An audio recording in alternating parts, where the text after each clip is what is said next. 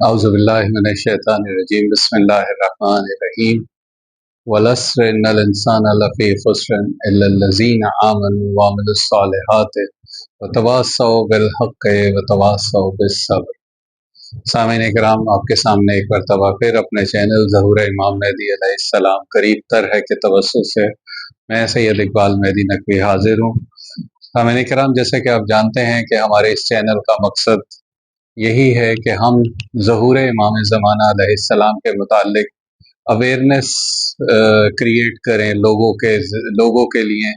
ताकि लोग अपने आप को तैयार कर सकें ज़हूर से मुतालिक। और इस जो प्रोग्राम हमारा अवेयरनेस क्रिएट करने का है, इसका हकीकी मकसद यही है कि वो तमाम अहादीस जो जनाब ख़त्मी मरतबा सल्लल्लाहु अलैहि वसल्लम और आइम्मा ताहिरीन ने इरशाद फरमाई हैं, उनको हम आपके सामने पेश करें और उसकी जो रेलेवेंस इस वक्त करंट ज़माने के हिसाब से बनती है वो आपके सामने लेकर आए। इसी तरह आज के इस एपिसोड में जो हमारा मौजू है वो ये है कि आजकल बहुत ज़्यादा लोगों का ये सवाल उठता है कि आखिर जो इमाम की ज़रूरत है वो क्यों है,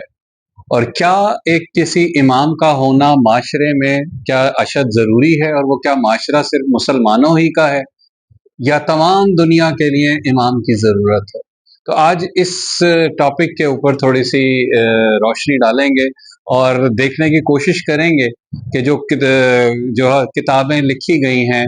ख़ासकर ये ज़हूर से मुतालिक, और जो कि क़िबला वाले साहब सैयद हुसैन मोहम्मद नकवी साहब और दीगर मुहक्किकीन ने जो लिखी हैं, उसकी रोशनी में आपके सामने एक ज़रूरत इमाम क्यों ज़रूरी, इसका छोटा सा सिर्फ एक अगर कॉमन सेंस के तहत देखें कि कोई भी माशरा तो बहुत बड़ी चीज़ है। कोई भी घर तब तक नहीं चल सकता जब तक उसमें एक सेंटर पॉइंट ना हो, यानी उस घर में कोई ऐसी पर्सनैलिटी मौजूद हो कि जो कि उस घर के तमाम छोटे बड़े फैसले कर सके, तो तब तक वो घर नहीं चलता। इसी तरह जब घर नहीं चलता तो फिर माशरा भी नहीं चल सकता। इसलिए कि हर माशरे को ज़रूरत होती है एक मुस्लहे की, कि एक मुस्लह जो कि इस्लाह उम्मत करे, जो कि आगाही इंसान के लिए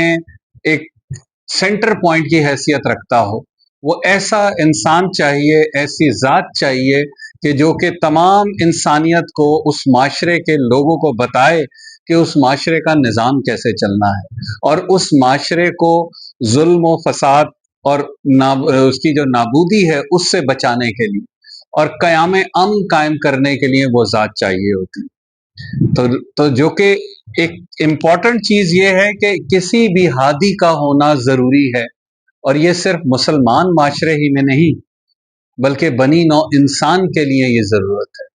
इसलिए कि कोई भी माशरा जब अगर उसमें कोई भी हादी मौजूद नहीं होगा तो वहाँ पर ना इंसाफ कायम होगा, ना अदल कायम होगा, बल्कि सिर्फ माइट इज़ राइट वाली सिचुएशन हो जाएगी। यानी अगर आप आज की दुनिया देखें कि आज की दुनिया में वही लोग इस वक्त दुनिया पे डोमिनेट कर रहे हैं कि जो कि सुपर पावर्स हैं। इसलिए वो तमाम मजालिम जो दुनिया में हो रहे हैं वो सिर्फ वही लोग कर रहे हैं कि जिनके पास आज पावर है।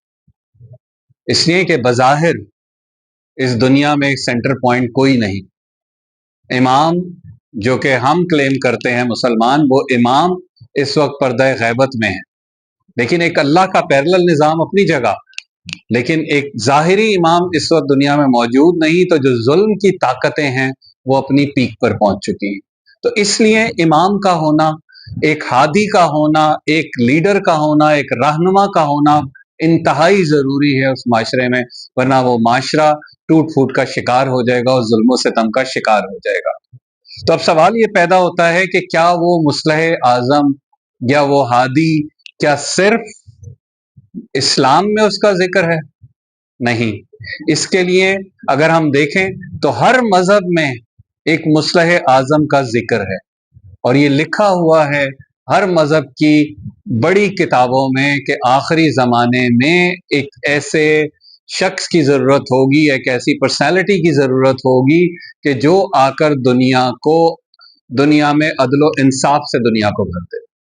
तो इस सिलसिले में हर दीन की किताब में एक मुस्लिह आज़म की आमद का तस्करा है और इस मुस्लिह आज़म को मुख्तलिफ नामों से याद किया गया है। इस्लाम में इस मुस्लिह आज़म का नाम कायम है, मेहदी है, मुंतज़िर है, साहिब अम्र व ज़मान, हुज्जतुल्लाह, बुरहान, बक़ियतुल्लाह, और ये तमाम अलकाबात से नाम लिखे गए हैं उस मुस्लिह आज़म के। इसी तरह सोफ़े इब्राहीम में साहब के नाम का जिक्र है कि वो साहिब होंगे जो आखिरी ज़माने में आएंगे। ज़बूर में कायम के नाम का तस्करा है। तौरेत में उदक़ैल और शबी का नाम तहरीर है। इंजील में महमीद और मसीहुज़्ज़मान का नाम से उस मुस्लिह आज़म का जिक्र है। इसी तरह बाद नसारा की किताबों में खुसरो का नाम भी दर्ज है कि वो जो आखिरी ज़माने में एक हादी आएगा उसका नाम खुसरो है। इसी तरह बाज़ सहीफ़ों में कलमतुल हक का नाम लिया गया है। ज़रतश्तियों ने अपनी किताब सरोश में ईज़द यज़दा के नामों से मौसूम किया है। अरमातास की किताब में शमातील का नाम है। हिंदुओं की किताब वैद में मंसूर का नाम है। गर्ज हर मजहब ने एक ऐसे शख्स की आमद की इत्तला दी है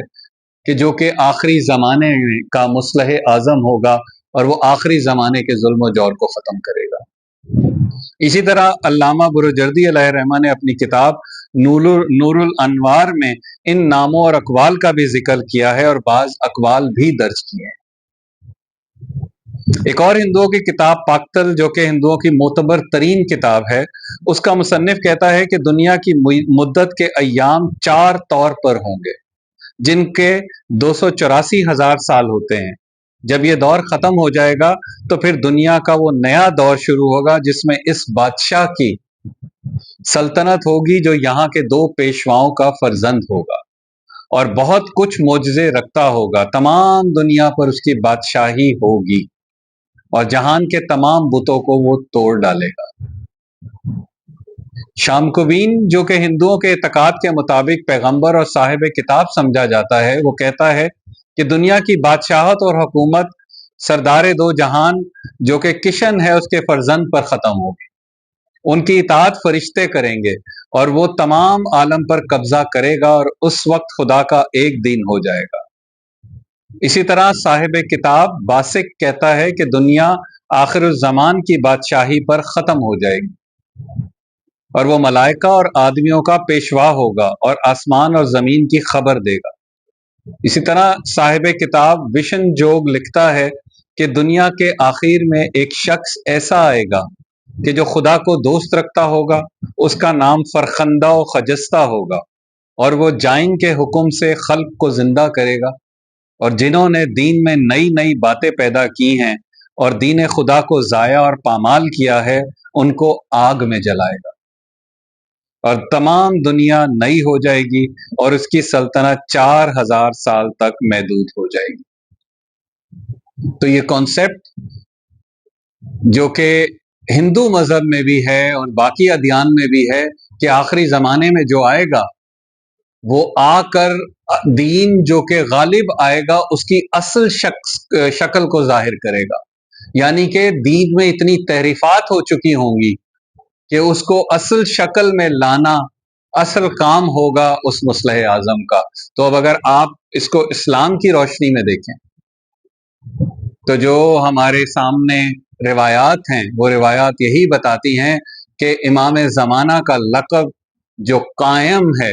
वो इसीलिए है कि वो आप क़याम करेंगे असल दीन को कायम करने के लिए। यानी कि दीन में इतनी तहरीफात हो चुकी होंगी, मजहब की प्रैक्टिसेस में इतनी तहरीफात हो चुकी होंगी कि इमाम उसको जब कायम करेंगे तब ही दीन की जो सरबुलंदी हमें नजर आएगी। तो आज अगर हम देखें हमारे दीन में क्या तहरीफात नहीं हो चुकी, क्या दीन की प्रैक्टिसेस के अंदर ऐसी ऐसी चीजें आ चुकी हैं कि जो कि जिनका दीन से कोई दूर दूर तक ताल्लुक नहीं। तो ये चीजें देखकर समझ आता है कि जो ये रिवायत है कि इमाम ज़माना आकर जब आपकी हुकूमत कायम होगी तो सबसे पहले उलमा से ही सवाल जवाब करें, इसलिए कि उलमा का ही फर्ज है کہ وہ اپنی قوم کی تیاری کریں، اپنے قوم کی اصلاح کریں، اور اگر یہ جو دین میں تحریفات آئی ہیں اس کے سب سے بڑے ذمہ دار ہمارے علماء کرام ہی ٹھہرے۔ تو یہ تمام مذاہب کا اس کے اندر ہے۔ اسی طرح ایک اور کتاب ہے دادنگ میں تحریر ہے، یہ بھی ہندوؤں کی ایک بہت بڑی کتاب ہے کہ جس میں تمام مسلمان، اس میں لکھا ہوا ہے کہ جس وقت آخری زمانہ ہوگا تمام عالمان بے علم، فسق، حاکموں کے ظلم، زاہدوں کی ریاکاری، امینوں کی بددیانتی، حاسدوں کے حسد سے بھری ہوئی ہو، اور دنیا ظلم و ستم سے بھر جائے گی، اور پھر وہ کہتا ہے کہ صرف اسلام کا نام باقی رہے گا۔ تمام بادشاہ ظالم اور بے رحم ہوں گے، اور ریت بے انصافی کے تحت ایک دوسرے کی خرابی کے درپے ہوں گے۔ تمام عالم کو کفر و ضلالت گھیر لے گی، اور ان میں سے حق دور ہو جائے گا۔ اور پھر وہ صاحب کتاب کہتا ہے کہ اس وقت آخری جانشین ممتاتا، جس کو محمد کہتے ہیں، وہ ظہور کرے گا، اور ان کا تمام عالم پر مشرق سے مغرب تک قبضہ ہوگا، اور ان کی ہدایت کے باعث تمام لوگ حق اور راستی اختیار کریں گے۔ اسی طرح کتاب وید میں لکھا ہے کہ دنیا کی خرابی پر ایک بادشاہ آخر زمانے میں پیدا ہوگا جو خلائق کا رہبر ہوگا، اس کا نام منصور ہوگا، اور وہ تمام عالم پر حکومت کرے گا، اور سب کا دین ایک ہوگا۔ اسی طرح جماسب کی کتاب اسرار العجم میں، جس میں بادشاہوں اور انبیاء کے حالات درج ہیں، آخر میں پیغمبر آخر الزماں کی تفصیل بیان کرتے ہوئے لکھتا ہے کہ پیغمبر عرب کی بیٹی جس کا نام خورشید جہان اور شاہ زمان ہے، ان کے فرزندوں میں سے ایک فرزند تمام دنیا کا بادشاہ ہوگا،